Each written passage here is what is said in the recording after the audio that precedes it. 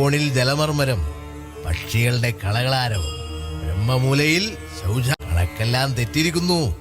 എവിടെ ചിന്തിക്കുന്നോ അവിടെ ശൗചാലയം. അത് വിദ്യാബാലൻ പറയുന്ന പരസ്യല്ലേ? വിദ്യാബാലനായാലും കമ്മട്ടിപ്പാടത്തെ ബാലനായാലും ശാസ്ത്രം കള്ളം പറയില്ല. പക്ഷേ ഞാൻ നല്ല തള്ളുതള്ളും. അതെ തച്ചാ, ഈ പ്രാവ് കൊത്തോ? പിന്നെ കുറച്ചരിയോ നെല്ലോ ഇട്ടുകൊടുത്താ മതി, പ്രാവ് കൊത്തിക്കോളൂ. അയ്യോ അതല്ല, ഈ തടിയില് പ്രാവ് കൊത്തോന്ന്. തടിയിൽ ഞാൻ പ്രാവിനേക്കാൾ കൂടുതൽ കൊത്തുന്നത് കോഴിയാ. അത് സഹോദരങ്ങളൊക്കെ ഇപ്പോ എന്ത് ചെയ്യുന്നു? ചാത്തനും പാണനും പാക്കനാരും, പെരുന്തച്ഛനും നായരും വള്ളുവനും, ഉപ്പുകൂറ്റനും രചകനും കാരക്കലമ്മയും. അതിൽ ചാത്തനിപ്പോ കൊളപ്പുള്ളി അപ്പന്റെ ചാത്തന്മാരെ ഗ്രൂപ്പിൽ ചേർന്നു. അതേത് ഗ്രൂപ്പ്? എന്റെ ചാത്തന്മാർ അവനെ കൊണ്ടുവരും.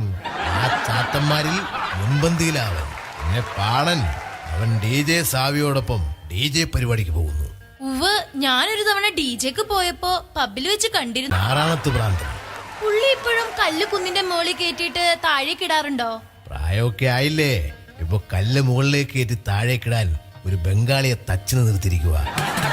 എന്നിട്ടവൻ താഴെ നിന്ന് കൈകൊട്ടിച്ചിരിക്കും. പിന്നെ വായി കരിങ്കല്ല് വല്ലതുണ്ടോ? എന്തിനാ തച്ചാ? എന്റെ മെയിൻ സംഭവം കാണിക്കാൻ.